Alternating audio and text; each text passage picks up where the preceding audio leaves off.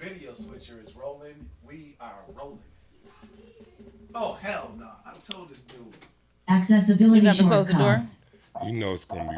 Well, let me be quiet and let you be dad. I just told him, because he thinks the door closed, we can't hear him. That's what it is. I hear everything. He on that game? Yeah. You want to refill before we start? Where you poured it out that jar? Mm-hmm.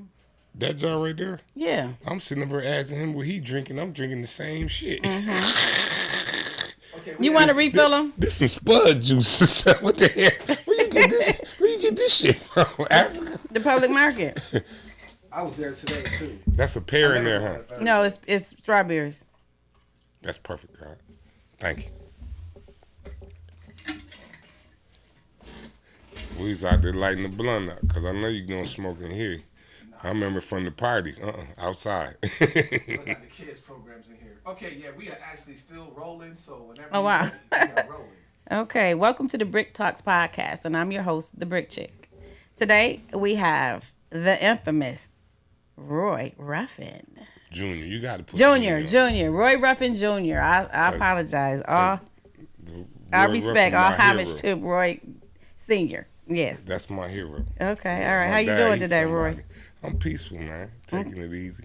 Okay. Enjoying this little rainy day. Okay, all right. So I'm glad that you could make it into the show and everything, and we can have this conversation. We've been talking about doing this for years. Thanks for the invite, too. Oh, yeah, no problem. You want to tell us a little bit about yourself?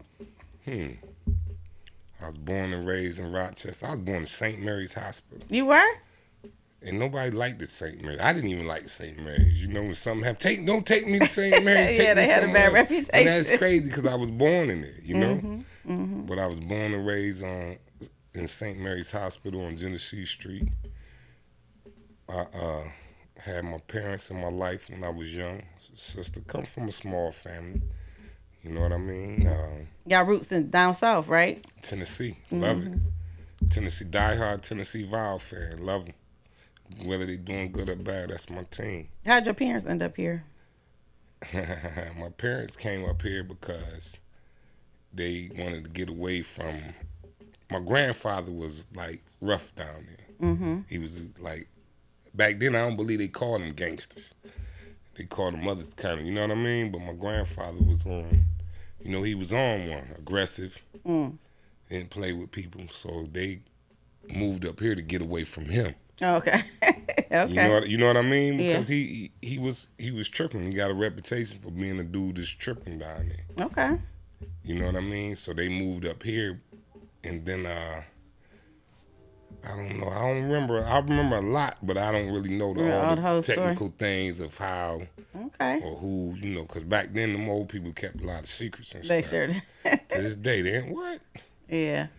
So your mom and dad split up somewhere along the way. Yeah, my dad was kind of bad. You know what I mean? For my mom. And my mom, they didn't get along. They grew apart, we'll say?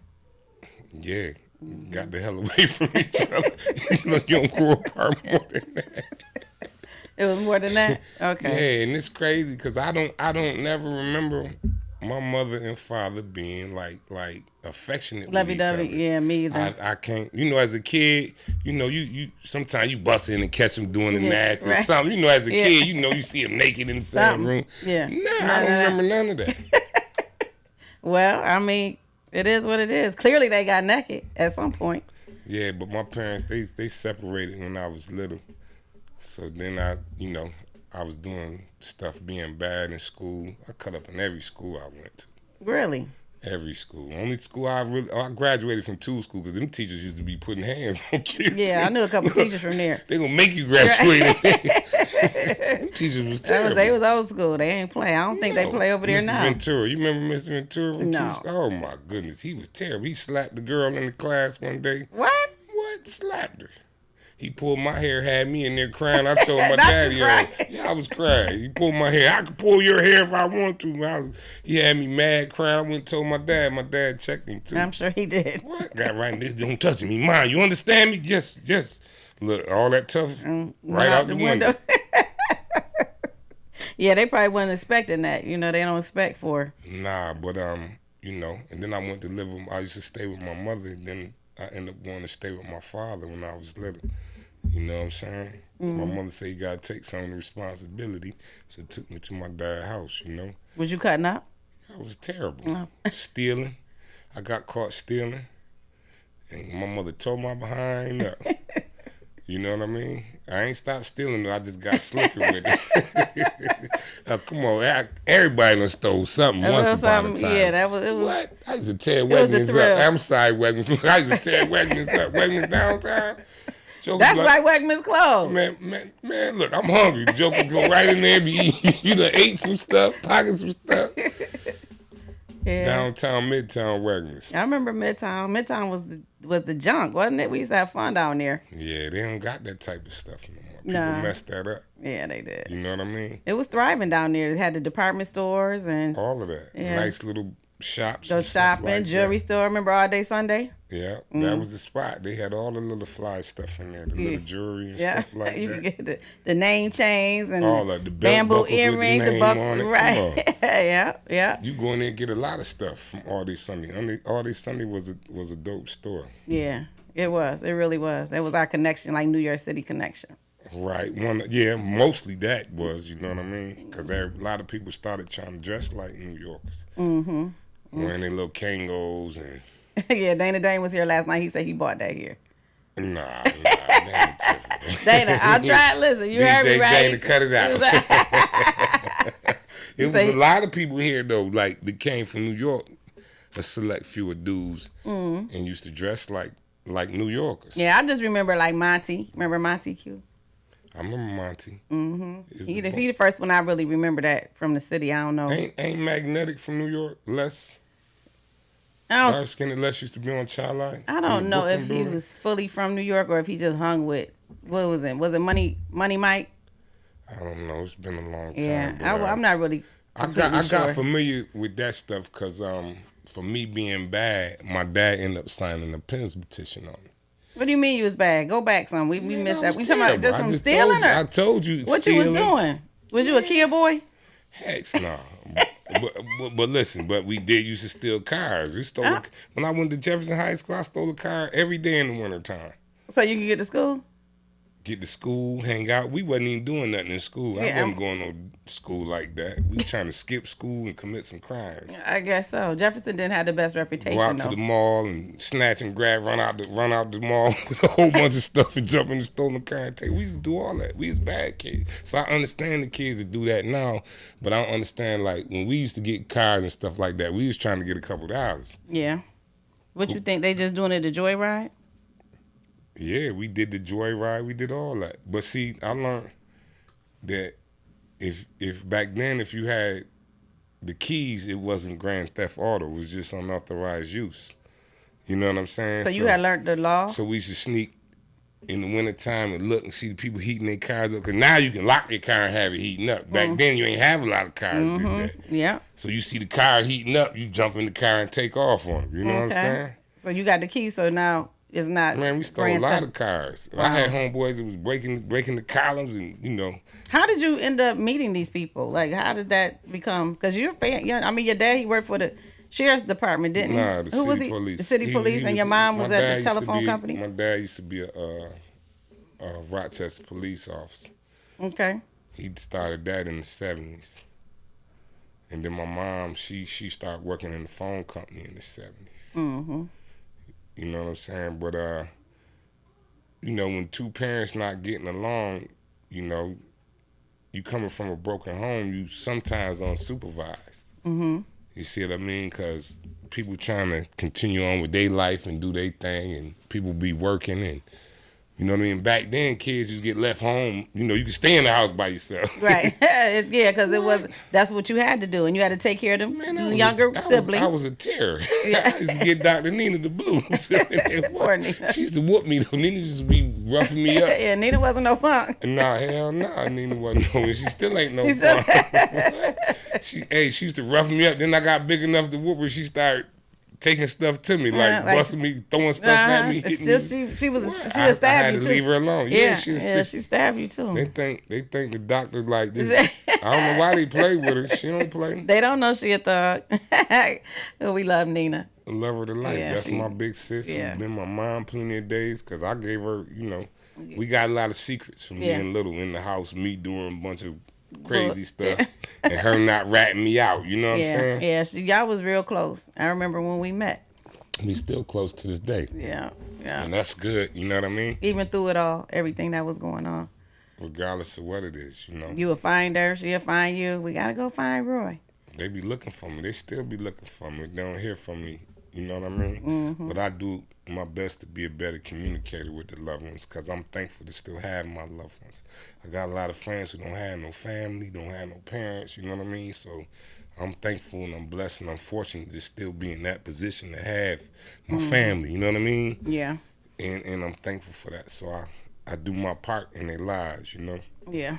So when you was out here stealing and robbing and all this and that, right? As a kid. And so that led on to some other things. We wasn't robbing yet. We wasn't robbing yet as little kids. We didn't start that till we got a little older. Like teenager.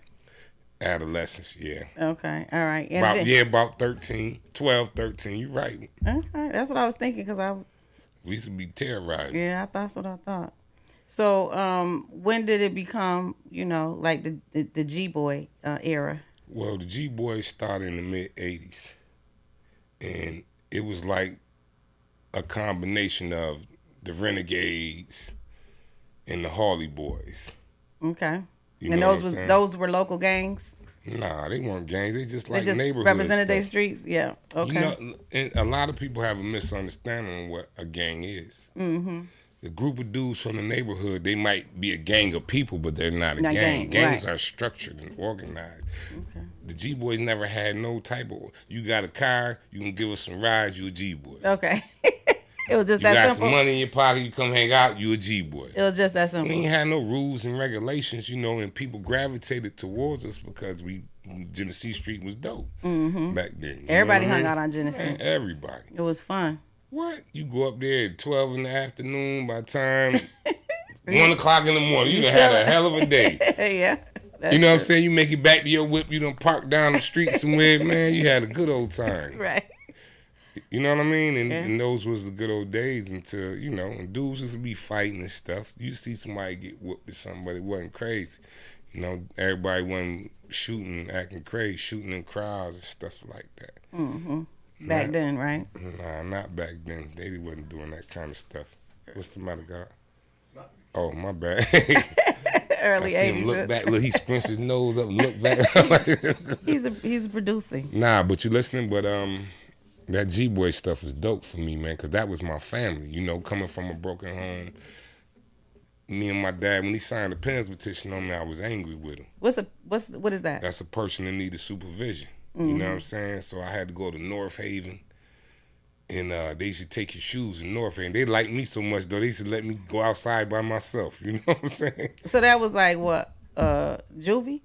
Yeah, I was 12 years old. 12 turning 13. I was turning 13. And then when I got stabbed, they used that at 13, being a bully, trying to be a bully with an older dude, and he wasn't playing with me. Oh, okay. You know what I'm saying? Yeah. He wasn't playing. It was a life lesson. I put hands on him and kept messing with him. The whole time he had a knife, he could have killed me. Yeah. Stabbed me in my chest, but you know what I mean? They used that as a reason to, I ended up going to Lincoln Hall. Okay, what was Lincoln Hall? That's a juvenile facility in Lincolndale, New York, about 45 minutes outside of New York City. Okay, how long were you there for? I had to do a year there. And this was at 13? This was at 13 years old. So that was like an incarceration, or? Yes, well, it had cottages. It's a group home. You got cottages. Oh, okay. It's like 9 cottages. We was in the cherry, the top of the hill. Mm-hmm. You got to go there, go to school, you go to the trade class or something like that. But then, you got to be good to go home. Okay. You know what I mean? I got a couple visits in the beginning. In Lincoln Hall, you know what they taught me? Don't favor nothing. Why? Because I got one of them little New York dudes told on me that I had some, I'm from Rochester, so I'm thinking I'm cool. Went up there, came back from the visit with a little vanilla envelope. That's how far back it was with some weed in it. You know what I'm saying? Look, yeah, come on, we got what you gonna smoke. Like I'm cool. You know what I'm saying? Yeah. Man, them people ran down on me. Pardon me. Them people ran down on me in the morning. Look, come on. Hey. Caught me with the weed. I ain't thinking nothing. Dude untold on me. So the lady tell me, her name was Miss Wilson, little ugly white lady. She had like a little pie face, right? Wow. Okay. But she looked kind of dudeish. But listen, she took over as the head staff member. And she's like, well, if you stay out of trouble, I'll let you go home for Thanksgiving. So, you know, all I'm thinking about is going home to get with a little girl or something and get me some more weed. You know what I'm saying? I'm out. So Come back and do it again. Now I'm letting dudes talk all kind of crazy stuff. You know what I'm saying? I ain't paying you no attention. I'm going home and get me some coochie. You know what I'm saying? Man, it came time for the visit. Did she announce who's going on the visit? She's like, Ruffin, no visit. I said, what? Man, I flipped out. I thought you was doing good. What happened? I flipped out. I was like, you lying bitch. Look. For real, I bust the windows out with a chair. Oh, wow. I cut up. That's why I like that DMX video when he's in slipping, when he tearing up the room. Yeah, you can relate to that? What? Man, I went to busting windows out and all that. Then the big hillbillies, you know they got them big hillbillies up in there. Well, I'm not sure. Staff members. Okay, all right. You know what I mean? When you start acting like that, they had something for you. What? They gonna come snatch you up. All right. And that's what they did. The Linden, they was like the Linden. That's what it was called. The little jail called the Linden, right? So that's how the day ended. You was in jail. I ended up going to jail. Look. For Thanksgiving. So they like, you going to the Linden? Calm down. I'm like, I ain't going no Linden. Like, so I'm hyping myself up, pacing back and forth. Man, the big hillbilly snatched me up and stretched me and twist me. Look, like a pretzel. Man, I end up in the Linden. Okay, that's where you ended up for. So that was the holiday that year. That was the Linden, yep. Okay. But after that, what that did to me, I ain't care about going home no more. Yeah. I went home again, but I went AWOL a couple of times.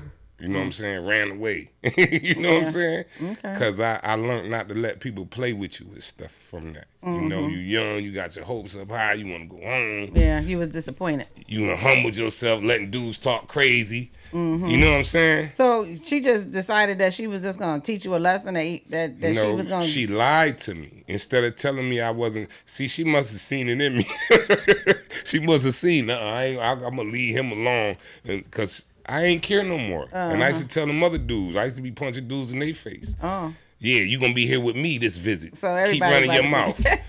So you wasn't going to go down by yourself? No, it was a crew of... Nah, it wasn't that. It was just that we was in a group home. We was wild. You know what I'm saying? We was wild. Did the other guys that was there, did they have some similar experiences to what you have went through? I'm sure they had. Some dudes had their families coming up there to see them. That's why when we didn't go home, was a little Spanish dude named Angel. Man, he had sisters coming up there, aunties. Look, they used to come up there with a bunch of food.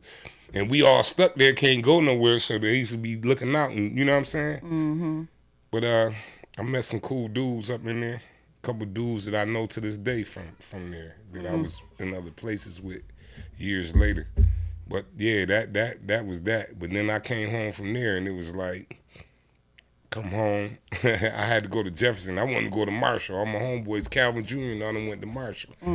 I done called myself just showing up to Marshall like they just gonna let me in. What? The people like, no, you gotta get out of here. You 2 blocks down and to the left. Trying to go to class with them, you know what I'm saying? Right. Hey, this is where I want to be. Yeah. They sent me to Jefferson. I ain't last a half a year in that in Jefferson. What? That wasn't the place for you? Got kicked out of the city school district.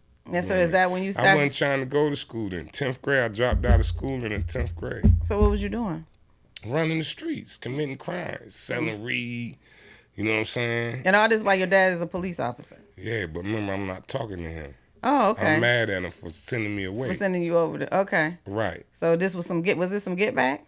Nah, it's just me being me. Okay. You know what I mean? I was just surviving, like dealing with my situation. I could deal with it. You know what I mean? So that was dope. My dad wasn't playing with me though. My dad was strict growing up. Yeah. He was really trying to get you on the right track. You think he was like a scared straight sort of thing? Even though he was doing him a scared, I went to 3 scared straights. That didn't work at all, huh? It ain't work for me. Them dudes used to want to whoop me in scared straight. I'm sure. What? I used to be talking to them. They wish bad on me because you done messed your life up. What? If they could have got away with whooping me, man, them dudes would have whooped me. They say, you coming back. I'm going to be waiting for you. I'm going to be waiting when you come back. Yeah. Then I end up going back. I all I thought about when the gate closed. I don't even remember what these niggas look like. yo, I started thinking like, damn, what dude look like? I was talking shit. Looking around. What? Mm-hmm. But it was real, man. I ain't had no problems. I end up doing county bids. Okay.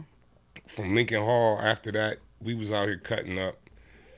So just like minor crime here and there, couple months, whatever. We was doing robbing stores and stuff. We was committing strong crimes. iron. Mm-hmm. Strong iron. You know what I'm saying? I thought they really would put you away for stuff like that. Yeah, like, they do, and that's what ended up happening. But because I was a juvenile, you know, you get your youthful status from. I got a lot of play though, because my dad was a cop. Even though I wasn't messing with him, I got, you know, I had 2 terms of probation. That's unheard of. Mm-hmm. Running concurrent. Concurrent probation? What? Okay. And then the last time, they postponed my court date to 3 days after my birthday, and I turned 16, and they sent me to the county jail downtown. Mm. They tried to be cool, like put me on the mez, you know what I'm saying? I don't know why they did that. The mez was cool? No, man. The mez is like a dorm area. That's like the old jail, though, They right? got a dude. They told me, you only get 1 box. They got a dude in there. He was from Canada. A big white dude with a beard. They's like, you only get 1 box. I'm looking, he got 10 boxes. He work in the commissary, dude. He the store man in the unit, too. Mm-hmm. We in there gambling. I done lost my little $25 pink slip worth of stuff. I told little dude, I said, man, watch out. I went and took cigarettes. We robbed him. In jail? Took 2 boxes. Wow. Boxes. He wrote R's on all this stuff. Mm. And I used to I put everything face down in the game, so now everybody on the floor got R's. No, okay. And this was in the beginning stages before I started being understanding. You know what I mean? Okay. Because we was wild. I was a G-boy. We was cutting up. We was committing crimes out here. Okay, so what exactly was a G-boy then? If it wasn't a gang, I know you said that. It's just a group of neighborhood dudes, man, from the hood that most of them related. All of them grew up together, you know what I'm saying? Mm-hmm. We chilling, might go to we going to the party tonight. We go down there and get into something. You know, somebody get into something, everybody holding everybody down. So how did y'all get gang affiliated then? We wasn't gang affiliated. They used the G-boys to get funding for gangs. In the city?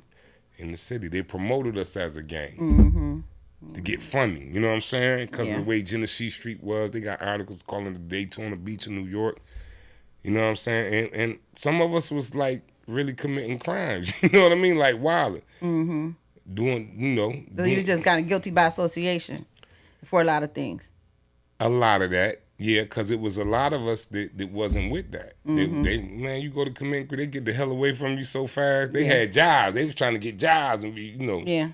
They was cool hanging out and being with the party and stuff, but they wasn't with all that criminal activity. Mm-hmm. You know what I mean? So they started sliding away and getting away from that. Yeah. And that was smart. I don't blame them. I was teasing the homeboy the other day, Junie. I said, Junie, every time we get into something, you disappear. Junie had good sense. Well, Junie got the hell away from us. Junie said, all right, man, peace, bro. Junie wasn't playing with us, peace, man. God. He ain't getting in no stolen car. He ain't doing none of that. He ain't look. When we go to talk about what we about to do, Junie look back, Junie gone. Junie went home. I don't blame Junie. No, I don't blame Junie neither. So eventually you caught a real case. Yeah, I had violated my probation. And they postponed my court date. My bad. They postponed my court date from my born day on the 5th of April. Mm-hmm. So they postponed it to the 8th of April. I turned 16. They sent me to the county jail. They put me on the meds. The dude, I stick the dude up, but the police got me in the room because the dude I had watching untold on me. Mm-hmm. He's like, oh, man, such man. I said, oh, man. So they got us in there. They talking slick to me. I was like, man, I don't want to hear that. Man, if it wasn't for my dad being in the position he was, they probably would have whooped my ass. They probably would have did me filthy. A lot of things, yeah. You know what I mean? And after that, only place I ever went in that jail was the second floor. Mm-hmm. 2 West Low, in the minor blocks. Yeah. But then you actually did a bid, though. You went upstate. I did a state bid. I did a skid bid for the state because it was for a violation of probation. Oh. So they take the time that I did in the county and put it with my time. That's how I ended up going to the parole board and reception. I had a 1 to 3. I was in Caxsackie. That's a max prison. Mm-hmm. And had to put hands on a couple dudes for this little petty sneak thieving stuff. Mm-hmm. You know what I mean? And that was a deep experience because we used to be in there and you know, you got a 1 to 3. You done got hit at the board at reception. Now you around dudes with 25 to life and They ain't got nothing to lose. that part. But just because you got a 1 to 3 don't mean you no sucker. Yeah. Yeah. You know what I mean? That's just what you gotta do and deal with. So you had dudes who's in there being petty. And, you know, then you going through it like, man, I'm going to let him get away with it. I want to go home. They're like, nah. You know, you got the good angel and the bad angel on your shoulder. You got the devil on one arm. Certain things you had to do. And What? Yeah, as a man I in went to there, putting too. hands on. But I'm glad I didn't have more time to do because I would have been trying to really hurt him. Yeah. You know what I'm saying? I just put hands on him, show him stop playing with me. Yeah. Yeah. And You they know know what they I wouldn't mean? have been doing all that in the streets. Nah, no. But even before that, the streets, we didn't really, the streets was different, man. We was wild, you know. And when we was in the county jail before I went to the state, we used to get into stuff in the county. The first 3 questions they ask you in there: what's your name? What's your address? Do you have any problems with the G boys? That's Is the there? question. Do you have any problems? Yes, that's what they ask. That's question number 3. Oh, wow. Because now they know where they get to place you in the jail. Because we, you know, we was young. And y'all stuck together. Yeah, but we was assholes. We was young assholes, troublemakers. Okay. You know what I mean? They put a dude in the block. We'd be like, yo, what's up? Where you from? You know what I mean? If, you know, we had a block, a hell of a block where dudes, most of them was from the west side, but you had some dudes from the north side and the east side in there with us. You know what I mean? That was in there. But that's the question number 3. In my life of experience of being incarcerated, they never mess with me. You know what I'm saying? The police never mess with me. As far as like, they used to talk shit to me because my dad was like, oh, you making your old man look bad. You ought to be ashamed. You know, that type shit. You know what I mean? Yeah. So I wasn't feeling them, but everybody they respect, guess who they respect? Me. We had a live block down there, minor block. It was a whole bunch of us in there. You know what I mean? It was the police. The police is funny, man. I mean, we used to do some sucker. Yeah, you know how dudes don't like to own up to. We used to do some sucker shit. Okay. You know what I mean? Because we You jumped can on a dude one time for the police for pizza and movies all day. And that really, he come over, he gassed us up. Said, hey, man, we got a guy over there from the east side, man. We going, you know, and this was when dudes was on that west side, north side, east side type time. Yeah. Man, y'all got a smart mouth, man. Y'all take care of man. Y'all get pizza all day and movies. So y'all was working for the police? Sucker shit. Yeah, that is some sucker shit. You know what I'm saying? But, you know, you can look back and say that now, but at the time, you young, you in here, you tired of these trades. Right. You know what I'm saying? I got you. So you live and learn. So when did you become understanding then? I was becoming understanding back then, but I still had, like, wicked ways as far as, like, stealing people's shit. Was that more of a survival thing, or you just wanted to steal people's stuff? Did you just have back then when I used to do what? Nah, back then and that's why it served me right when the dude snuck my stuff in the state, because I used to be like, you know. So you knew it was some karma that came back. I was sneaky like that. You know what I mean? I fish a nigga box out of his cell and put it back just how he had it in the back of his cell, and then emptied it. It was a little commissary dude. This look, you can't make this up. It was a dude used to be the elevator operator. CO State. This was all downtown. Yes. So Deputy Stacy. Okay, all right. No, this where we had to make our bones downtown. You know what I mean? This where the minor blocks, you know, I had homeboys say, oh, y'all stay going to jail and this. Yeah, so when you go, you tell them you know us so they won't punch you in your mouth and take your commissary. Okay. You know what I mean? Okay. They looking all stupid, but we was down there making our way. Okay. Yeah. You know what I mean? And it looked like you was making a way for them too at that point. Nah, because we wasn't really doing too much for them. We just was bad adolescent kids, 16, 17 in the county jail. You know what I mean? Some of us going on our way upstate. Some of us might be going back home. You know what I mean? So, you know, you learn. And as I became more understanding, I became more humbler. as far as wanting to look at things different. That's like a dude start going to church.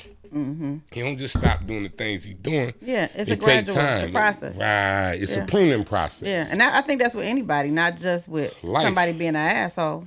Right, you know what I mean. You got to get pruned to get prepared to be who you're supposed to be, or who you learn to be, or who you want to be. Right. Yeah, exactly. And so that's what I was doing, and as I went on, I got more intellectual. The only way I could harness the energy in me from me being a little young terror, a little terrible little kid, getting kicked out of all the schools you went to.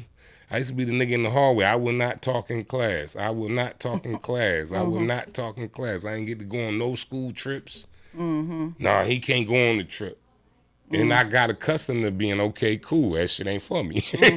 You know what I mean? So I ain't even give a damn about no more trips to school, and you know what I'm saying? So why you think you was acting out like that? Because you just, I mean, if you I've always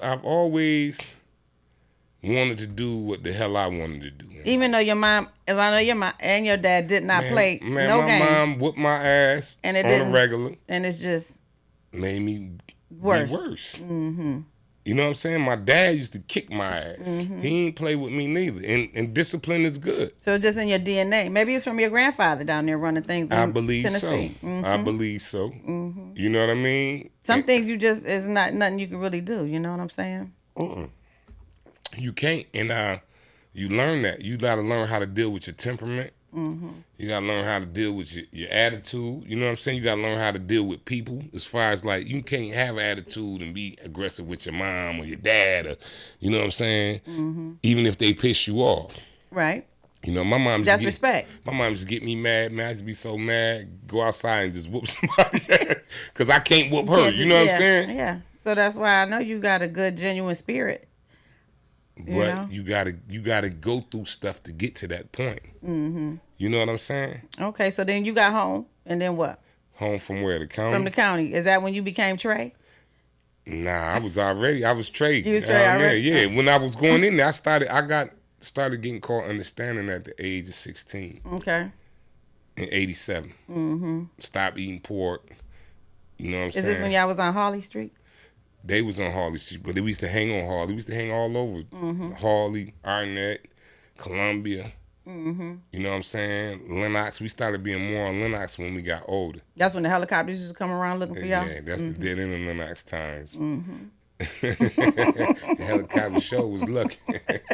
And people thought I was crazy. I heard it, but I've been on helicopter ride before, so I know it got a distinct sound. So I'm listening. I'm thinking, and we don't have a lot of helicopters around here for sure. Hell no. This ain't Vegas. Everywhere you go, you hearing that sound, somebody following you. Yeah. Right. You know what I mean? Yeah. And so then, and what did you do from there? What did you have a plan? Did you have any type of ideas, anything that you wanted to do with yourself, or you just was just like one day at a time? I've never, and this might be crazy or sad, I've never like been a person that like dream like I dream or I plan or I just been freestyling, man. You know what I'm saying? Living every day as it comes. Yeah. You know what I mean? And that's kind of crazy, but that's the reality of it. You know what I mean? And I used to live life like tomorrow not promised. What am I planning for tomorrow for if we gonna enjoy today? You know what I mean? And that's like a crazy life to live, but that's just the truth. You know what I mean?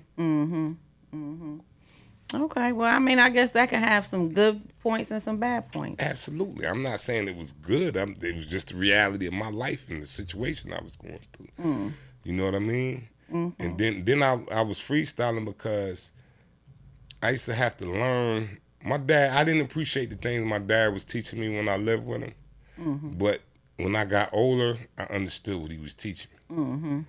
You know what I'm saying? He was trying to show me this. I always tease him because when we was little, he ain't play that. You can't leave no mess in the sink, no water spots or nothing, no toothpaste on the knob in the back. He ain't play that. You had to clean all that. What? Yeah, that's how so my mom then when was. I was incarcerated in the cell and had a celly. That was nasty. And he told me, why you spitting the sink, not the toilet? I said, because I clean the sink out when I'm done. Right, what's up? You spitting in the toilet, that's splashing everywhere. I ain't seen you clean the toilet yet after you brush it. You know what I mean? You gotta. Well, yeah, I can imagine that. Right, so, but he had it where, cleanliness is next to godliness. You got to know hygiene. My mother ain't play that neither. You got to know how to cook you something to eat, you know how to wash your clothes, wash your ass. Yeah. You know what I'm saying? So I've been groomed to be a person that know how to handle his business, but I just was outside since I was little. So what led you to, didn't you served another bid, didn't you? I did a couple bids. I did a couple county bids. I did a little state bid. And the crazy thing, every time I did my bid was for something I ain't had nothing to do with. For real. I went to the state. A man accused me of stabbing somebody at a concert. Oh, really? I'm going home. We done beat all these other charges. They got blamed for robbery, assault. 88, August of 88. What concert? Public Enemy. Okay. Where I had on a little shirt that said, long live Manson. And on the back it said Royce won. I got the G on the hood. Look, we in there deep. Look, when the security kicked me out, the dude kicked me out because some summer school stuff. He was security at summer school. I talked slick to him. So now he see me at the concert. He want to kick me out. So you was like 18? 17. 17? Okay. I was 17. You know what I'm saying? Just turned 17. 88. 88 summer, August. I went to jail every week for nothing. For nothing. Come on, Roy. Listen, the first incident was the concert. I got kicked out. They gave me to the police, take me to jail. Dude named Mike Childs, know my dad. He took me on the corner of Brooks and, I lived on Maxwell, but he took me on the corner of Brooks and Genesee. Guess what he said? I know your old man, and I'm sure he'll do the same thing for mine. So I'm cutting you loose. Don't go back down there.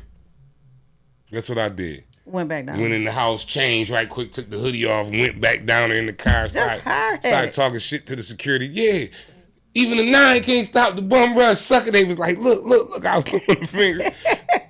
Then this man ended up in court lying on me, talking about I stabbed somebody. But I let the public defender trick me when I knew better. See, I read the book and I knew what I was supposed to do, but I put faith in the public defender. I can't blame him because I read what it say. It say if you don't say nothing, they get the preponderance of the evidence automatically. You know what I'm saying? So when the dude got up there and talked against me and I didn't say nothing, that automatically gave in the way. I didn't present no evidence. Okay. And that's what you was advised. You know what I mean? So yes. Okay. So he tricked me. But I tricked myself because I read the book and I understood what the book was telling me. And you still went along with it. Like a fool. How many people do that? You know what I'm saying? But I'm just being honest. I looked at it like it was just meant for me to go through this experience. Okay. So I ended up going to Coxsackie. You know what I mean? Got my GED in 88. I went graduating in 89 and damn near got a perfect score on it. Scored a 298. The highest you can get back then is a 306. Yeah, you're very intelligent. So I missed a couple answers maybe. Yeah. When I went to the parole board reception, the lady talked, anybody scores a 298 on general equipment does not need to be in no penitentiary. You got anything you want to say? Look, I'm sitting there looking, I'm like, what the hell? Look, you so angry for a man. You had nothing to say. Nah, then I had to go behind that wall with a 1 to 3. I don't know if they did that because I had robbery cases pending. It was more violent. But it was cool because I had some homies in there when I got in there. I knew some people in there. Okay. You know what I mean? And I wasn't going for nothing. Okay, so you did the 1 to 3, you came home. Came home, was trying to be different. And my homeboys used to run from me. I came home to my brothers. Don't you know we need to look? Then they used to be like, here come Farrakhan and run from me. They didn't want to talk to you? No. Because you was talking. Hey, yo, they used to laugh at me and run from me. That used to hurt me, though. You know what I'm saying? So I was like, damn, why they treat me like that? They ain't want to hear none of that. Dollar and them, all of them used to run. China, they used to run. Because you was on a different page. Because I was trying to talk to them. And tell them some good stuff, right? Man, they ain't want to hear that mess. Them niggas got the hell away from me. You know what I mean? And then eventually, I ended up succumbing back to the things that we was doing. It just was different now. You know what I'm saying? Yeah. So then you turned around. So you went from being pie.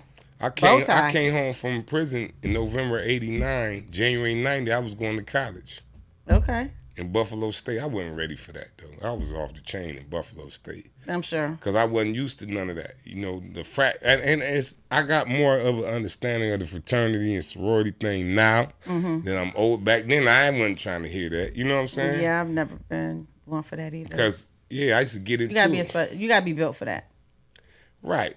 You know what I mean? I might have made a hell of a frat dude, but maybe so. I was already indulging in stuff. Yeah. And then I didn't go to school for me. My homeboys was home buying BMWs, and I couldn't wait to get kicked out of school and get home. And get in the streets. Why'd you have to be kicked out to go? Why you just didn't decide? Because my family, I did this because my family wanted me to do it. I didn't go to school for me. I went to school for them. Yeah. So because I didn't do it for me, I didn't apply myself properly. You know what I mean? Got into it, was on parole the whole time I was there. Ended up getting violated because I whooped a little Q dude up there, and he reported me. You know what I'm saying? After he started it and acted all this tough and all that, and I ended up going to jail for a couple months. Then they kicked me out. I was done with parole. I only had one more report to make. You know what I'm saying? Then I came home. Once I came home, in the streets. Back again. What? I came home and we started hustling. We started learning how to get a few dollars. You know what I'm saying? But now you probably in your good into your 20s now, right? Matter of fact, I'm 19, turning 20. Okay. Now, matter of fact, hold up. Yeah, I'm 19, turning 20, and I'm turning 20. I came home on 20 now. Ain't been home 2 weeks. Got shot a couple times. Again, trying to be a bully. You hadn't learned about that yet, huh?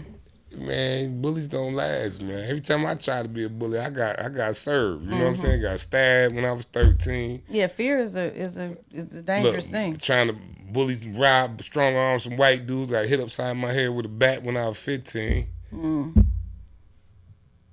know what I'm saying? And then got shot when I was 20, trying to be aggressive. And that tell you right there, bullies don't last long. So you was kind of in and out the system since you was 12 or 13 years old. Yeah, anytime, like when I got stabbed, I wasn't the victim because I was the aggressor. When I got hit in my head with the bat, I wasn't the victim, I was the aggressor. When I got shot, I wasn't the victim because I was the aggressor. You know what I'm saying? I was initiating foolishness and I had to pay for it. And it's teaching me, life is teaching me. It's wicked out. You know what I mean? You gotta respect people. So how much of this you think it really had to do with the fact that your parents wasn't together, or do you think it's just because you just was hard-headed? At this point in time... Was you mad at them, or did you want to have I was that? mad at my dad for years for signing that Penn's petition on me. I felt like he, you know what I'm saying? But I mean before that happened. That had me angry. That had me out there tripping. But before that happened? It's just me being off the chain from a broken home. You know, if you got a child... And see, and this for a lot of parents to understand. When you going through something with your significant other and y'all got seeds, you gotta suck that shit up. You know what I'm saying? You gotta take one for the team for the sake of the child. Cause it ain't about you no more. It ain't about your feelings, it ain't about your relationship with this person. It's about the baby. Yeah, cause they ain't asked to come here. No. You know what I'm saying? And you don't want the baby being caught up. See, I went through a lot because my mother's family was mad at my dad. And they used to be verbally abusive. Look, I want another cookie. I used to be, get your ass out the kitchen. I get cussed out because I want another cookie. You know what I'm saying? Because they was mad at your dad. Mad at my dad. And I'm around my mom's family. So I got to be looking like my daddy and my no-good daddy. All this because I want another damn cookie. Right. So that kind of made me a little distant toward my mother's side of the family as I got older. Yeah. Because I was around them and they was on some, you know, slick talking and that'll make you want to be standoffish with people. But, you know, and the end result was I loved them. You know what I'm saying? Because I gotta love them. That's family. And I love them because they peoples. You know what I mean? Yeah, but you just wanted to get away from... I didn't forget that. Things that you go through at that age, them your impressionable years. Yeah. And you just wanted to be, you just wanted to be away from all that. All I wanted was another damn cookie. Yeah, at that point, right? Another cookie. I want another cookie. I gotta hear all this no good daddy and all that. I don't hear that shit. I want a cookie. Okay, I got you. Another cookie. You know what I'm saying? All right. But you know, that affects children. You gotta watch how you treat these kids. Kids don't forget shit. I didn't forget a lot of stuff. Okay. All right. And so then you had a larger criminal case, though, right? Where you may have been a political prisoner. Yeah, I was a political prisoner. I did 19 straight years in the feds. I got convicted for a drug conspiracy with no evidence whatsoever. You know what I mean? People be thinking, everybody want to know why I ain't take the 5 years. All right? That was a setup for me to plead to weapons use or weapons possession, thinking I'm going to get 5 years, and then here they come with a superseding indictment talking about I done did something crazy somewhere. You understand what I'm saying? And nah, because the law had just came out where you have to brandish the weapon they can't find it behind the refrigerator. They can't find it 2 yards over. They can't find it, you know what I'm saying, outside under the porch or behind the house. You know what I mean? So it had to be on your person. Got to be on your person because it ain't guaranteed it's yours. Okay. You know what I mean? So I knew that. So when they wanted me to cop to weapons, they wanted me to plead for weapons use, and throw out the drug charge, and I know they ain't got no gun on me because they ain't got nothing on me. So you was like, no brainer. Why would I do that? I'm gonna take it to trial. Absolutely. You know what I mean? And got railroaded at trial, but I ain't cried about it. I took it on the chin. Chin up, chest out. Got into it with the judge. Had a crooked lawyer, kept coming to ask me about a bunch of foolishness. You know what I'm saying? Asked me about shootings that I got arrested for, but they dismissed it because it was a case of mistaken identity or whatever. You know what I'm saying? So now they was revisiting that? Yeah. So when I got rid of he tried to go in the courtroom acting like we on the same page. I was like, Fire. And the judge got mad. The judge got mad at me. Look, the judge, you should seen that judge let him return red in the face. Look, he look, that little beady eyes looking at me. Because they don't want you to speak up in the courtroom. I said, excuse your honor, yes, I'd like to request I be appointed another attorney because me and Mr. Burke are having a conflict of interest. Man, that joker said conflict of interest and looked over his glasses with the beady eyes. Some big words. Yeah. I said, yeah, I'd rather have Mr. Taft represent me than Mr. Burke. And Taft was the DA. Oh, my goodness. When I said that, man, you should have seen him turn red in the face. He took his glasses off. He said, who is this? Yes. Ninja. I said, I feel better with the DA representing me than this dude. And so that's how you got slapped? I set it up. He was going to be on some mess with me anyway because it's a setup anyway. You know what I mean? And he confessed to them not even proving their case like they were supposed to at my sentencing. I thought I was coming home then because they started talking about a bunch of foolishness about some shootings and stuff, you know what I'm saying? And just like, hold up, y'all ain't even prove y'all case like y'all was supposed to. Look, when he said that, I looked back at the lawyer like, man, I'm going home. What? He's like, strike all that from the record. What? And they took it all off of there. But he's confessed to them not even proving their case. They ain't had nothing. Open court. Listen, they ain't had nothing on me. They ain't had no audio, no video, no drugs, no money, no property, no nothing, no guns. I got acquitted of guns use and guns possession. When he said that at my sentencing, at the trial, he's like, how you find the defendant? He said, guilty for weapons use. The head juror said, we find the defendant not guilty. He said, oh, okay. He had to regroup. He didn't expect that, I guess. And then weapons possession. If I get convicted for the weapon with the conspiracy, I'm going to get a life sentence. I'm going to trial looking at 30 to life. Not no 15 years, not no 10 years. They trying to give me life for some bullshit. You know what I mean? And it's wicked. They wicked. But, it was cool. That's why I say I'm a political prisoner, because I know they just wanted the name. And my grand jury to get the indictment, one of the grand jurors asked the lady on the stand, is he related to the cop? He said, yeah, he's the cop's son. Roy Ruffin Jr. is the cop's son. So look, for a grand juror who's trying to get an indictment to even acknowledge that and say that gives a conflict of interest, don't it? I mean, I'm not a lawyer. That shit ain't got no damn indictment for me. Okay.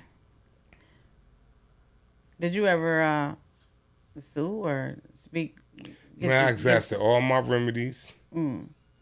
I went through it. I just took it like this is just a chapter in my life that I got to experience and go through. I'm not the first person who went through this, and I won't be the last person to go through this. Yeah, and the man saved your life.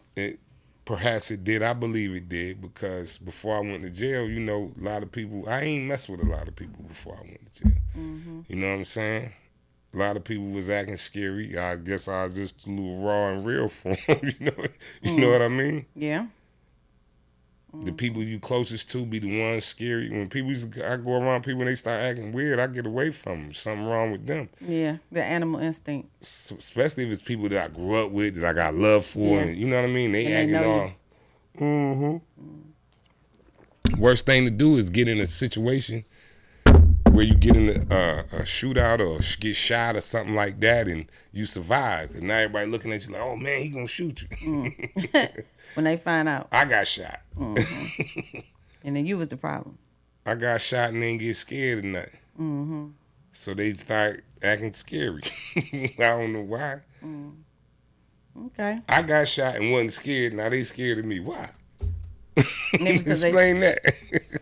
maybe they had something to do with it. Nah, I don't know. Okay, I don't well, we put won't. nothing past nobody. Yeah, exactly. You can't. Mm-hmm.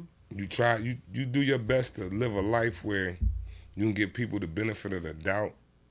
But people be having agendas in life. Yeah, they do. You know what I'm saying? You're They be absolutely trying to right. do angle, but life is real. Yes, it is. My life is real. Yeah. You know what I'm saying? Mm-hmm. This ain't no make-believe, no fairy tale, no nothing. This is real life. Yeah. Every day we get up and you inhaling air, you dealing with real life. Yeah. And everybody don't think the same. No, they don't. So you can't expect what you might expect. That might be the farthest from what they're actually doing, like you said, and agendas and things like that. That doesn't. But you know, God don't leave his children in the blind, does he? No, he don't. He got He his lets you chosen see one. through all the foolishness. Mm-hmm. Like he said, you said, God, show me my enemies. You start losing friends, right? Man, they start getting away from you. Yeah. Sometimes you just need to find other things to do. So, Absolutely. So you did. You need to meet different people. Yeah, you gotta find your tribe and do what you gotta do, and it ain't no love lost. It's just sometimes it's just time to go. What they say You take that part of the journey and you take the lessons from that and you build from it and you go on. What's that old saying? People come in your life for a reason, For a a season, season. and a lifetime. That's it. You hear me? And it's optional. Mm-hmm. And you can't take it personal when the person ain't participating in your life. Sometimes you get attached to things that really you shouldn't be attached to. That's true. It's meant for you to It's comfortable. pick up a little seed, learn a little something, you know And what I'm then saying, keep it go on about moving. your bed. Yeah, and you get a little too comfortable. Right. Yeah, that's true. So when you came home 20 years later, what was that? What was that like? Oh, man, that was dope, man. I came home. I went to jail in 95. My son was born in 96. I came home. He was graduating from Gates Child Line. For me to be able to make it and be at his graduation, that was dope for me. Yeah. That was powerful. That your family took up with him, right? So he knew. Yeah. He moved. He ended up staying with my mom and them, but he started staying with them when he was like 6. About 6 years old. Okay. About that age, you know what I mean? And I'm sure they probably was seeing a lot of me and him and wanting to make sure that he don't end up like me. Yeah, I think sometimes people too try to take the grandkids and make up for some of the things that they were short with too. Right, but when it comes to parents being short in your life, you got to really look at what they went through in their lives, because you don't really know what makes them like they are. Yeah, that's true. You know what I'm saying? You kind of got to walk a couple more miles in life to kind of Right. say, hey, maybe I can understand where they was coming from or what might have happened. My aunt came to visit me when I was in Elkton, Ohio. My father's baby sister. Mm-hmm. And she was explaining to me why my father and my uncle were like they were. And it made a lot of sense to me. Mm-hmm. You know what I'm saying? Now I'm older. I'm not in my feelings anymore. Because you was taking it personal, right? Right. So now I'm listening with a clear mind, and what she said made sense. Mm-hmm. So, you know, I probably got ways about me. My kids and children need to understand. You know what I'm saying? Right. Daddy like this because of this. Mm-hmm. Yeah. So does that change the way that you interact with your children and how you raise them? Absolutely. Mm-hmm. It does. You know what I mean? I'm going to do everything within my power to make sure I'm here for my babies. Mm-hmm. You know what I'm saying? And sometimes that's the most important thing. That is the most important thing, because it's not about me no more. It's about them. So I need to pass on the jewels and the knowledge and the lessons that they need to know. Yeah. Sons and daughters alike. A daughter alike. You know what I mean? So they can learn and know. I need to teach my daughter some stuff about dudes and how to deal with dudes and how to deal with her homegirls. And I'm probably gonna give her an angle and an outlook that her mother won't be able to give her. Yeah. You have a different perspective. Absolutely. And I want her to educate. I don't want her to take none of her life lessons personal. Yeah. Because then your feelings involved, and now you're not going to learn what you're supposed to learn when you got other stuff cluttering that. Yeah, when you're too busy. Yeah, trying to deal with your emotions. So once I got out of my feelings, I was like a sponge, soaking up everything, learning. Yeah. And I was fortunate and blessed to be around some people that was, dropping jewels on me. Because I would listen, you know what I mean? Yeah. Because, a lot of times, now imagine me ending up messing with somebody who really didn't mean me no good, or would have had me, influenced me to do a bunch of crazy stuff. That'd have been crazy. My homeboys wasn't like that. They was like... Yeah, y'all was all kind of in the same... Right, because they was young learning too. As you go. Yeah, and needing the little supervision. Yeah. Absolutely. Yeah, it's also about what you think of yourself and how how you perceive yourself. Because you create your own, your own reality, really, because of what you're telling yourself about yourself or what you're accepting about yourself. And, if you don't make some choices that's going to help you to make some changes, then you're going to continue in that same pattern. Recidivism, absolutely. Oh, you said a recidivism. Yeah, you hear people talking about breaking the chains of recidivism. But the funny part is that until you know who you are, you can't have a perception about yourself. Okay. All right. You know what I mean? Because it's easy for me to make a perception about myself, but how am I going to make an accurate perception of myself? If you don't really... And I don't know who the hell I am. A lot of people don't know who the hell they are. You got to go within... They're trying to figure it out. Who am I? Yeah, they are. What am I here for? What am I doing? What's my purpose? Yeah. Right. And you got a lot of... And you not just little kids, grown folks. Oh, yeah, because that's the little child is still... somewhere inside trying to figure it out. You kind of there was a gap or something that happened, you know what I'm saying? And you just kind of accepted those things and you never realized that wasn't really what it was. Yeah. You said the little child. I remember that's what, when my dad, when I was mad at him, and I ain't like him.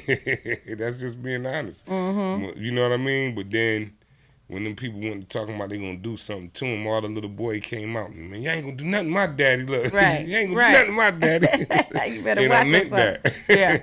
But I know when they messed with me, they wanted to mess with him. Yeah. And you had to learn that over time. I took it. I understood it. Yeah. How does your son, you think your son have any type of, those types of feelings towards you? Y'all ever talk about that? Me and my son have some wonderful conversations. Well, I should say your oldest son, because you have two sons, right? Right. Me and Royce ain't kicking it like that. Yeah, he's a little young yet. But me and Daquan, Daquan got some good points, and I listened to him. Even though that's my son, I wasn't here. That's more like Nina's son, right? Because he don't come to me for nothing. Yeah, well, because you was, for the majority of his life. Right, so he going where he know. Right. Yeah. But when he does, I'm there for him or whatever he needs. And then probably grow over time. Yeah, but no, we talk. When I got it, my name was understanding, so I got a hell of an understanding about life. Right. I don't force nothing on him or I give him room to be him. Yeah. Respectfully, though, if he need to be, it's still my son. I don't duck no wreck with him or nothing like that. But we beyond that. So you're not in the home with either one of your younger children, right? None of my children. So does that? In the home with none of my children. Do you feel any type of way about that? Since that was part of the reason why you felt like maybe your life turned to a certain way because your parents wasn't together? Nah, what it is you want to be there every step of the way for your children, but because of relationship issues or whatever we look at it like, you know what I mean, you're unable to be there every day. Ain't nothing like being there every day for your child. Right. I done lived in the house with both of my little children, you know what I'm saying? And it's dope when you can go in there, they in their sleep, you go in there and kiss them. I go in there and smell their little breath. I just do. I got it. You know what I mean? I be like, ooh, your little breath stink. Just little simple shit that you can appreciate it. Yeah, right. You know what I'm saying? Mm-hmm. But The things that you ain't gonna be, that you won't forget and that you remember as I remember when they was little. When right, I watch them look, I sleep got and- pictures of they little turd, they first turd. Oh, wow. Really? Somewhere on iCloud. That- Right, look, these your first turds. I'm sure that's what they wanted. No, TMI. man, you know. No. That's when they was getting potty training. You teaching them the first time they used the potty. You know what I'm saying? No, I never took pictures of turds. I took pictures of some turds. I did. I was excited that you Okay. use the potty. You know I what hope I'm that saying? listen, don't show that to nobody now. They don't want to show you. What, I'm gonna catch a case? That ain't no child pornography. or No, nothing no, no, like no, that. no. Okay. You don't talk about. If You I know, show the turds, no. I didn't mean like that. But you know they how gonna have some when turds when you're activists at young me. Look, they gonna stick some and you turd get activists. you get your on boyfriend me. or something. Here come your mom with the picture of you in the bathtub. Oh, look at when she was a little baby. Yeah, but that's you in the tub. You know, I just took a picture of a turd. They got some turd activists out there too. No, I'm saying is I was talking about it could be embarrassing. It can be embarrassing. Yeah, for the child. For the child. Yeah, that's what I'm Yeah, saying. Daddy, why you showing that? Pictures of that, right? That's all I meant. I did not see anything about any type. It wasn't a movie where somebody kept showing pictures. What that was, Boomerang or somebody kept showing the first pictures of. That's what I'm saying. This So when it's you was embarrassing little. when you was little, this and that. Yeah. So the turd pictures got to be the most embarrassing. I don't think anyone should embrace embarrassment about. Listen to me, and this is dope. I don't think anyone should embrace embarrassment about their experiences when we talking about some shit that happened 30, 40 years ago. We supposed to be embracing the fact we still here. And that's, you know what I mean? I do understand what you're saying. I think that you maybe misunderstood my point. No, I know what you mean. That's because that can be embarrassing. And Daddy, When why they're you showing teenagers. people Right. that So turd? that's what I was saying. I wouldn't do that. But I put in their photo. Put in their photo out. They'll be like, what is this? I don't know. That's the type of stuff. No, I do understand. I I'm understand. a different dad. Yeah, and I get it. I get I ain't exactly the what you're best saying. dad. I have to. Ain't no blueprint to parent. No, who you telling? Ain't no blueprint to nothing in life. That's right. Now, right. you think Edward Scissorhands, the movie, when they blueprint was everybody doing the same thing, coming home at the same time, getting the same haircut, right? I never saw that movie. Life, that's one of my dopest movies because as Edward Scissorhands was dope. You know what I mean? I've seen his little scissor hands, but I don't know who he is. But if you look at, I look at it like the world of weights and measures and the world of dreams and revelations, all right? In the world of weights and measures, everybody do the same thing. Go to college, get the degree, Right. get married, have the kids, you know what I'm saying? I mean, that's like, and I'm not cookie cutter. knocking that. That's dope. It's for some people it is. No, listen, that's dope. And that in the movie that you see, everybody came home at 5:00. Okay. Everybody got out the car, went, sat down at the same time. Everybody's doing the same thing. But then here come old Edward Scissorhands and taught them how to dream. Okay. And they got revelations from that. Give them different haircuts and stuff like that. So now they looking at life different. People learn some creativity. Absolutely. You know what I mean? So I think the world of weights and measures is like basic for people, but the world of dreams and revelations is dope. I've been living in the world of dreams and revelations probably a little too long. So what drives you now, other than your kids? And what's your vision for your future? What do you think you want to do now? What I do now, I basically be doing home improvement stuff now, but I got a vision for other things. I want to work with the kids continue to work with the kids. Because when I came home, I volunteered and did that. I ended up having a job doing that. And to me, it was cool, but the job wasn't as serious as the people volunteering. You know what I'm saying? When you got somebody doing something for a paycheck, it's different when they doing it for free. Yeah. Because when you're doing it for free, you really mean it's from the heart. You know what I'm saying? You're doing it for a paycheck. Your heart ain't really always in it. You know what I'm saying? And I experienced that with a lot of, that's a little bug. There's a lot of people that's, when I had the city job and all of that. And I didn't really care for that because it wasn't the same. Yeah. Because you was there for a different reason. Yeah. And then you could probably see yourself in some of them kids too, right? Absolutely. I got a program called Protect the Future that I'm working on. Okay. You know what I mean? And it's about the babies. And we're not just dealing with the violence. A lot of people hooked on the violence. We talking about the abuse, the sexual abuse, the mental abuse. That's a big thing too. Yes, come on, man. These people out here violating these kids. You got dudes out here, they so quick to kill each other about nothing. But when it comes to somebody violating these babies, They ain't gonna do nothing. nothing. That's one thing about when we was talking about that jail stuff. You couldn't come down there with us with a domestic. You had to be a hell of a dude to come down there with a domestic dispute. And the girl could have lied on you. We just down there mad. You know, some of them ain't getting no visits. Look, they ready to just jump on you. Yeah. Man, what you beefing with your girl for? You know what I mean? You Yeah. gotta be a hell of a dude not to get dudes to get at you for that. Yeah, especially if you all the way in jail behind it. Dudes don't think like that now. They think it's cool and cute to you know, do stuff like that. And you got a lot of dudes out here messing with babies. Yeah.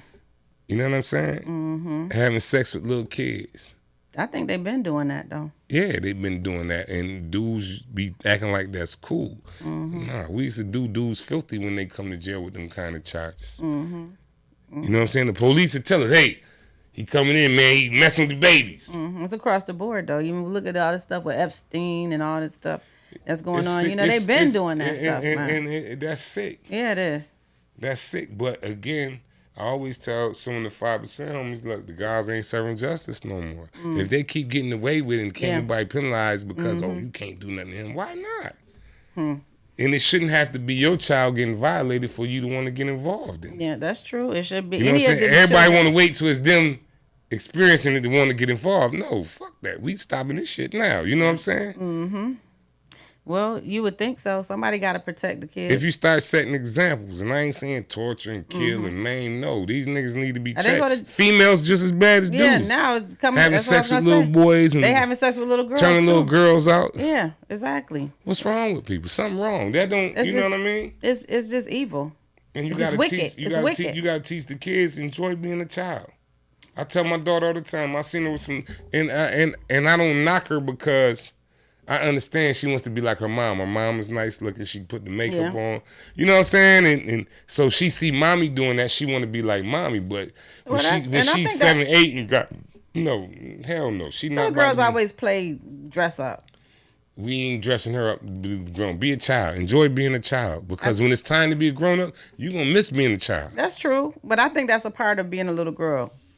It is, and I agree with that. But I don't think you need. So my aspect and look at that is this part of being a damn daddy. You know what I'm saying? Well, to make sure ain't gonna be no fool, because my daughter looks bigger than she actually is. Yeah, I know who your daughter is. You know what I'm saying? I know, but you know she's messing with, she's developing and all that. And I don't even like to see this foolishness. You know what I'm saying? But it's a reality. Yeah. Because now I'm seeing, you know, she growing up. Yeah, yeah. You know what I mean? When I grew up, it was I had homeboys that was creeps. Oh yeah, of course. You still got probably a couple of them that's some creeps out there. They trying to run a train on the girl. They trying, you know, and it's wicked. Where does that come from? Does that come from the home, or is it just they just sit around and say, "Hey, let's do something"? Or I mean, now that comes from. Somebody had to talk savagery. Because who thinks that? Who just thinks that that's okay? Some of them dudes I knew growing up, man, they was real wicked with that. You know what I'm saying? They come on, bro. You hear stories about females that this happened to them. Yeah. And that happened to them. Yeah. We just was talking about that the other day. Me and Cuzzo, we was talking about how we can't wait to tell little girls, don't let niggas in your house. Yeah. You got a little dude coming over, he bought his friend, don't? No. You know why? Because niggas be stealing. They be in your mama closet. They be in there taking her jewelry. For real. You know what I'm saying? But the girl not thinking like that, think the homeboy cool. I remember I went to see steal your food, too. Hey, I was 12. look, I was 12. We went to visit a girl. So I like the girl. So I go in the room with the girl. Man, we leave the girl house. This joker pulling out cameras. Dress when you get there. He said, man, mom had all kind of stuff. I said, man, I know you ain't steal this girl mama stuff.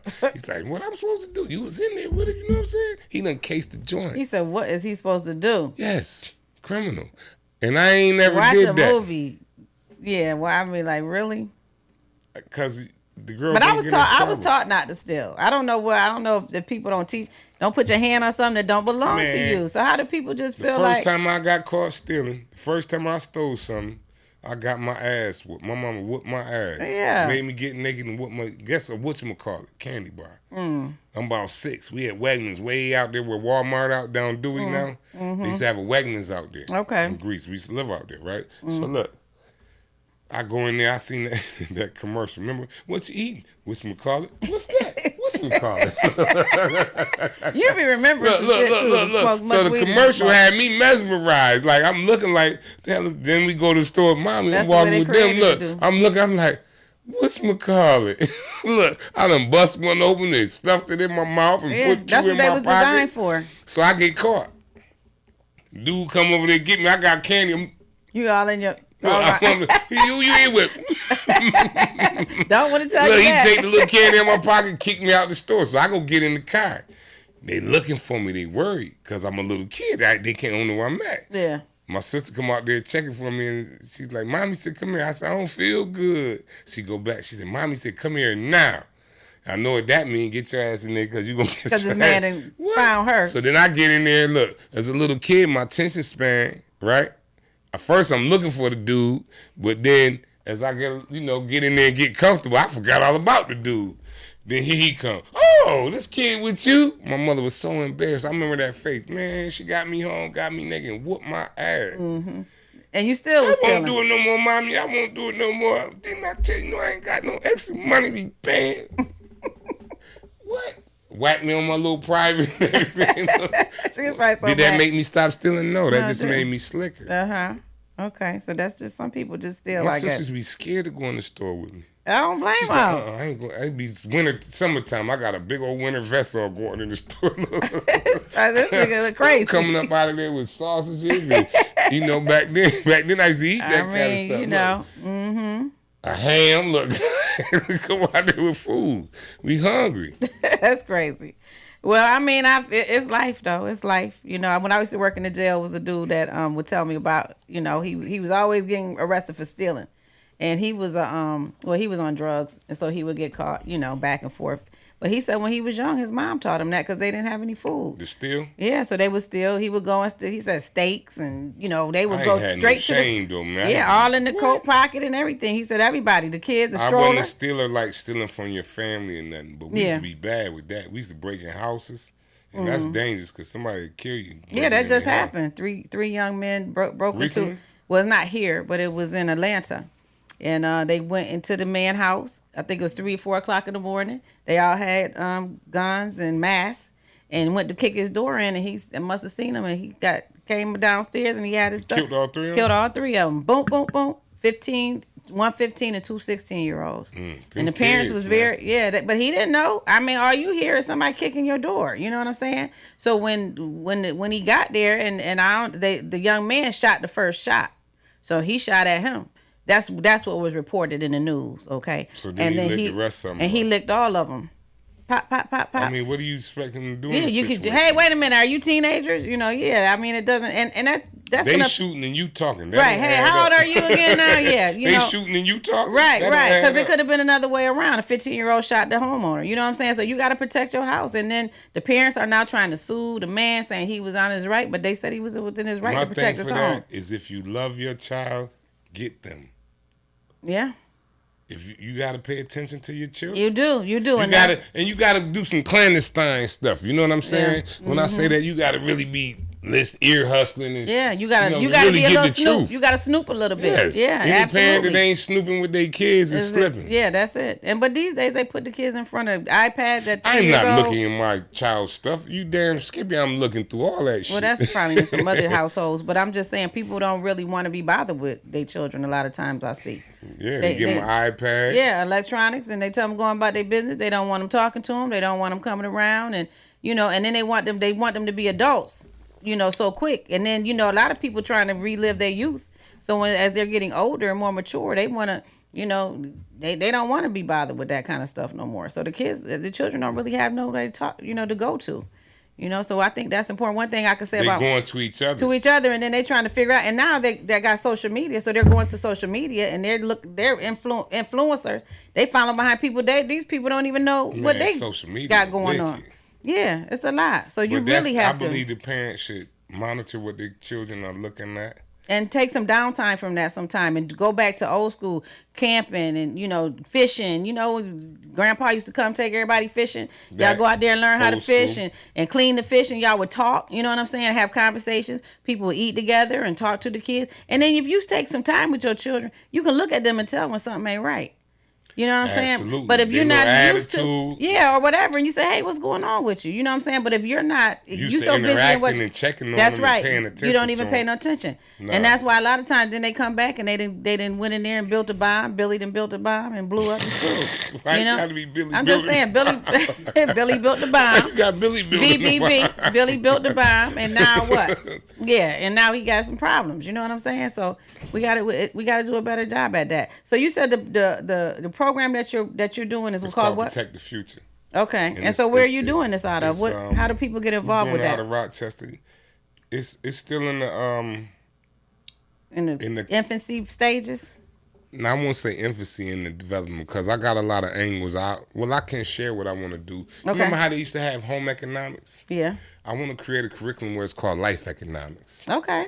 You know what I'm saying? Where we sitting up there and we learning how to do real life scenarios. We have kids. I guarantee to be the dopest class Yeah. in the city, in the world. You know why? Because when you doing role play, you're enacting or reenacting a scenario, or you're playing it out. So you're becoming familiar with how this might go. Because if you've never been through it, you ain't gonna know how to act when you get into it. You know what I'm saying? You got a very rare amount of people that just can flow and get through it or whatnot. But when you do role playing, you reenacting and you going through it and you seeing how it go, and it becomes fun. So they know when they encounter that, this was like that class. Yeah. No, we such. So giving them some ways to kind of Right. approach things. Because we're trying to teach them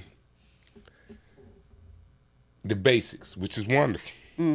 But we're not teaching them how to deal with real life issues. Yeah.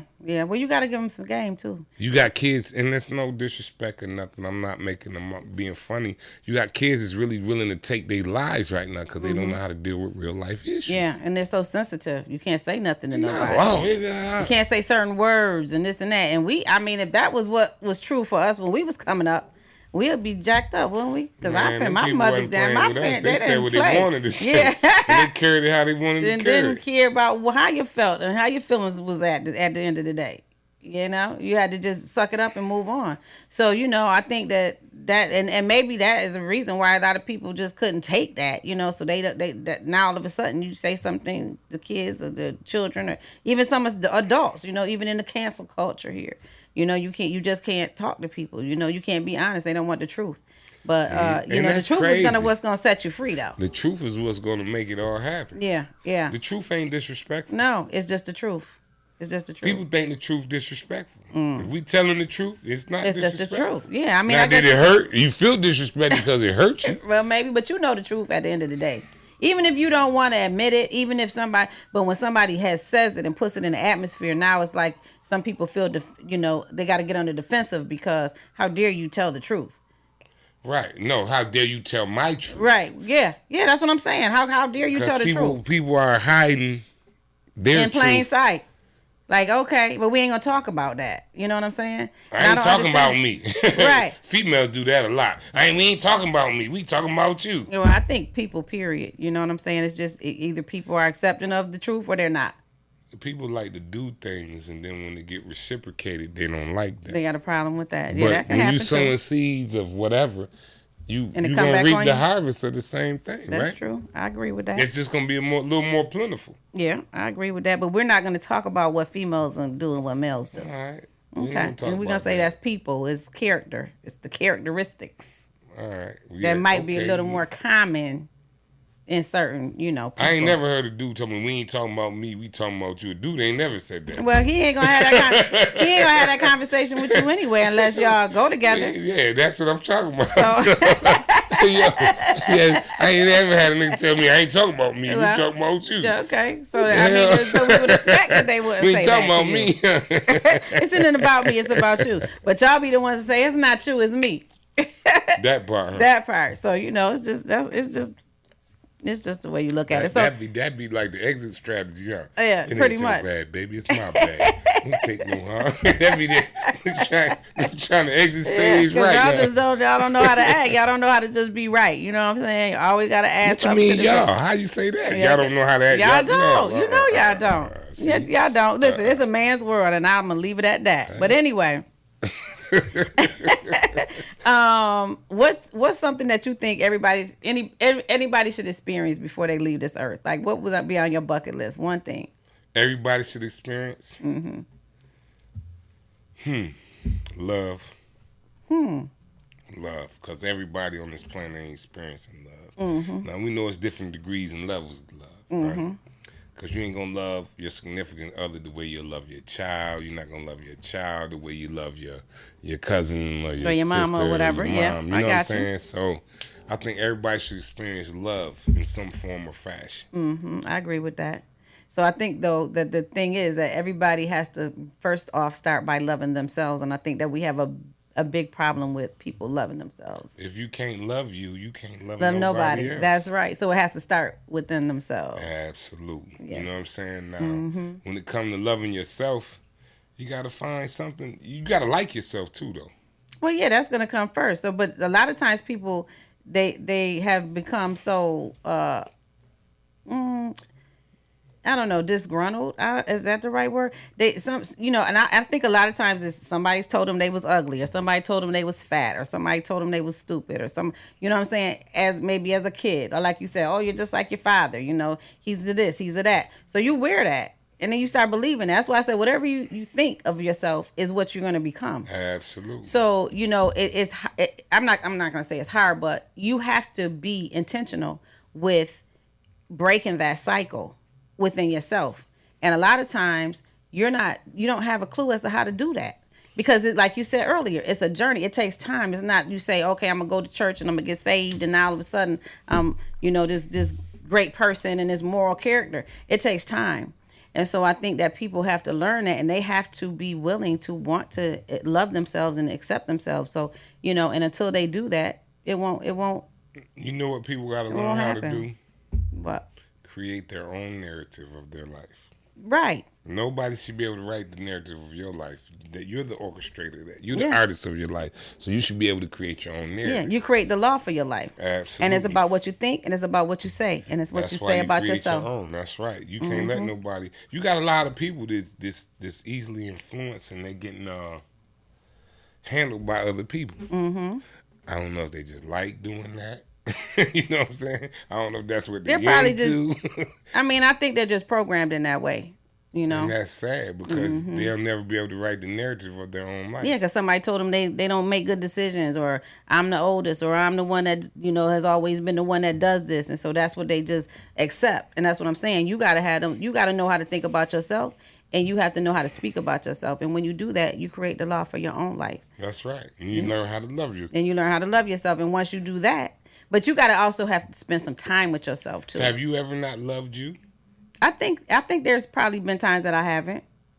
I remember times when I ain't give a fuck about me. Yeah, I'm just like, else. because right. I think I knew. I didn't realize who I was. You know what I'm saying? I didn't realize that, because, and a part of it, I think, is because, we growing up, I didn't have a dad. You know what I'm saying? My dad got killed when I was 7. Right. And then, I have a sister who has special needs, and, and then I have my mom. So I never really had that male influence, you know what I'm saying, that protection, until of course you came along and will beat somebody up, you know what I'm saying, or whatever, you know what I'm saying. But seriously, and so so whatever you're told, or where people look down sometimes on those on people who don't have that male influence. A lot of times, like women, oh my man, oh my husband, oh my this, oh my that, and they look at a woman who may not have that, and they put them down like as a second class citizen or something, like she can't get a man, she can't keep a man, she can't do this, she can't do that.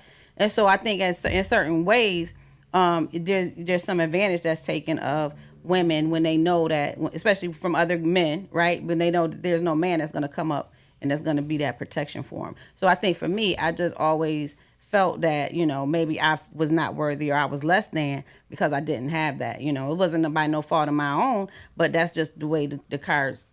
So that's the way I felt like I measured up in society. Right. And so I had to realize that, and I had to learn to overcome those kind of thoughts, and to realize that, yeah, I am worthy. God put me here for a reason, and I don't have no reason to feel any less about myself. Absolutely. And that's the key. You learn how to love you. That's it. That's you know it. what I'm saying? Listen, if you don't need nobody, love yourself. Yeah, exactly. You can't love nobody else till you learn how to love yourself. That's it. So, and a lot of people, they do that. Corey used to say that. You don't love me. You don't love your damn self. How the hell you love me? And he was probably right. He was probably right. So we have to get some more information about your program. Do you need some help putting that together? I mean, you know, like it need to be tweaked in certain areas, but definitely we can sit down and brainstorm a little bit. Get some resources. I'm telling you, this I want to get it where, cause see, I did another thing I want to do is scare straight on the streets. Oh Jesus! You listening? You know how I went to scare straight. It worked for some people. Mm-hmm. For me, I just had to go through what I went through, right? Right. But you know how you got like little scenarios on the streets where dude's standing up there hanging out somewhere he shouldn't be hanging out. Mm-hmm. So now his man done threw some work at his feet. And the people that came and snatched him. You know what I'm saying? Right. Listen, this dope.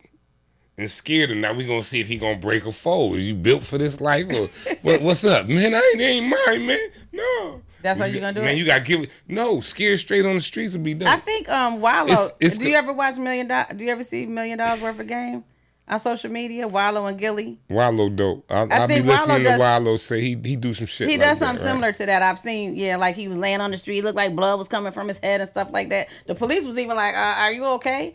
And he was saying that he's trying to teach, the guys out there on those corners, like, "Are you ready for this? Can you handle this?" So, and that might, I don't know. And that's a dope scenario, but I want to do it like one instance where they in the car and they get pulled over and we saying the car stolen. Who gonna pull them over? The police. Hold up. It take a joint and collective effort now. You gonna get the real police? Absolutely. We're gonna need real police. Okay, You know what I'm saying? And this ain't about no sending them to jail type stuff. It's gonna be just a skit. The police weren't involved in jail scare straight? The COs and all that? No, I'm just trying to find. Yeah, it's gonna be like a little scenario. You know, Okay. See, this is just a vision idea. You know what I'm Okay. saying? So it can be tweaked in areas. I got But it take a joint effort Yes. to pull this off. Okay. We can't just have dudes dressed up like they know. You know what I mean? Yeah. To make it authentic, we need to use the real people. No, I get that. That's why I'm just trying to clarify how you planning on We doing spooking that. and what they gonna say? He working with the police? Like, I ain't never been police a day in my life. My daddy was a cop. You know what I'm saying? But this is for the kids. We trying to spook them off the block. Okay. Spook them from the gang. Oh, okay. Spook them from doing dumb stuff. So are you gonna make sure that they don't get charged with this stuff? Absolutely, because we all gonna be together. It's like a program. Okay. You know what I'm saying? So they have immunity. They don't do this nowhere on the street. Nowhere. Have you ever heard of this type of thing? They gonna have immunity though. Who? Yeah, because it ain't they stuff. Oh, you gonna plan it on them? We gonna set a scenario like you in the stolen car. It ain't gonna be really no stolen car. Oh, okay. All right. You know what I'm saying? Yeah, I guess I can. It ain't gonna be. It ain't gonna. It might not even be no real drugs. It ain't his drugs. Okay. But nigga done threw it at your feet. Dude done threw it at your feet like We gonna see. And you like, man, that ain't the police. Hey, man, come on. Hey, who this yours?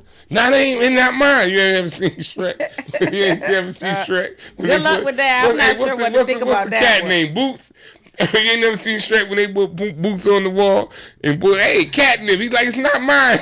I don't think I've seen that, but we gonna see. Okay, yeah, I mean it's worth a try for sure. I think that we got to figure out how to get our black men, especially it's something to new. recognize, not just black men, black women too. Well, females, too, because I know females are on the street too. They go in the store. Look, we stay there where they go in the store. The girl to stuff something in the girl bag, like, well, yeah, we grab them like they steal. Okay, so we got to get our kids.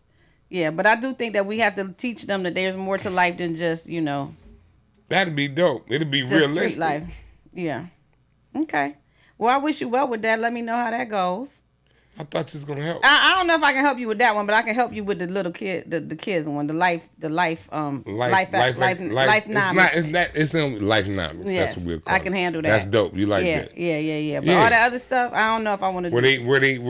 Where they role playing scenarios. Okay. All right. So they become familiar. Not saying we want them to go through that, but they'll be familiar if they encounter something like that. I got you. Because a lot of people don't know what to do till you encounter something. Yeah, and it might just be enough for them to be scared straight. Absolutely. Because it did work for some people. For one little dude that went to scare straight with me, I went to their house. They got a waterfall in their house. Nice house. Got to come up there with the go-kart and pick them up and all that, right? Was down there visiting. I said, hey, man, when we went to Scare Straight, was you scared? He said, hell yeah. I looked around this nice house. I said, I should have been scared too. You know? Well, you always been intelligent. You know what I'm saying? So it's not like there's nothing in life that you can't do. Afraid. You know, you overcome your fears, and that's not always good because then you become fearless. Yeah. And that creates You can do anything you want to do. That's going to be up to you. Absolutely. I know I can do what I want to do. What would be your word of advice for someone out here that's trying to figure out how to overcome some challenges, some obstacles, things of that nature, and get their life on track? It's always based on what the person is actually going through, because everything ain't based on streets and violence. You know what I'm saying? Some stuff is relationship stuff. Some stuff is just health issues. You know what I mean? So it depends on what that person is going through. My thing for people is to always encourage them, man, just to figure it out. Mm-hmm. You know, when people say this, and that, I'll tell a person quick, man, we'll figure it out. You know what I mean? Because you can't rush to a solution for things that take time to figure out. Mm-hmm. So that time we trying to find pour a little water on the instant solution. No, it's not like that. Mm-hmm. You got to look at it, evaluate it, see what's going on, talk about it. You know what I'm saying? Okay. And get to the bottom. But I encourage people to figure it out, man. Evaluate it and talk to somebody. Figure it out. Talk to somebody. It's okay to talk to people. Just don't talk to anybody. Yeah. Don't talk to nobody who's going to, you know, I've had ideas and I've shared them with people, even loved ones. And when they can't see what you see or understand what you're saying, they, oh, man, yeah. So be careful who you're talking to. I told people I want a church where we can smoke weed in there. Okay, well you. Oh man, you can't. Oh no, you can't do that. Look, can you smoke in a church? Period. You can't even smoke. That's not the point. Okay. The point is this. They drink wine in church. Look, I mean, you know what I'm saying. Some of the most enlightening encounters you have are when you relax and indulge, right? Whether we sip a little bit of wine, mm-hmm. right? Mm-hmm. Or you smoke a blunt, because people could become a little more uninhibited, and they become more receptive to what's being presented to them. Yeah, because they're out of they're in a comfortable zone, place, right? Yeah. Yep. Okay, so I encourage, if you got a church and people get to smoke, you come to church smoking blunts, that church will be packed. So why don't you go ahead and get your pastorate and open up a church? I got a pastor. You do? Mm-hmm. I'm ordained by God. All right, well, open you a church. Open you a church then, and let them know to bring their bag, and let me know how that works. Let me know how that go. I'm gonna come and visit. All right, you come in there, you're going to leave out there smelling like some good weed, some good reefer. As long as you got a good word, I mean, I guess that's between you and God. That's the whole point. Yeah. As long as you reach you can't have no church that smoke weed in there. Why? They robbing. Some churches robbing folks. What's the difference? I don't condone any of these particular behaviors.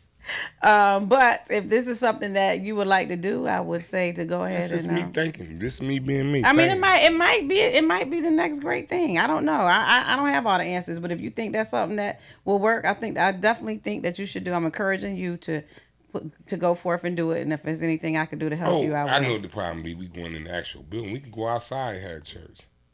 You can do whatever you want to do. You can definitely let me know how that's going to work for you. Once again, okay? I'm going to say that, okay? Because things is a lot different now. But thank you for showing up today. I appreciate you coming and sharing that wisdom and that love. I'm going to have you back again. And I hope that you will continue to thrive out here in the world. Yes. And protect the future. Yeah, and I hope that your programs get off the ground. Please let me know, and if there's anything I can do, I'll definitely help you out with that. We ain't playing about these babies. Yeah, man. We got to get there. Something's got to happen. They the future. Without them, ain't no future. It ain't looking too good. It's not. Pac said that in his music. This ain't no hope for the youth, but the truth is ain't no hope for the future, right? That's what it would be. That's why we got to protect the future. That's right. So please like, comment, and share. And we'll see you on the next episode. Deuces.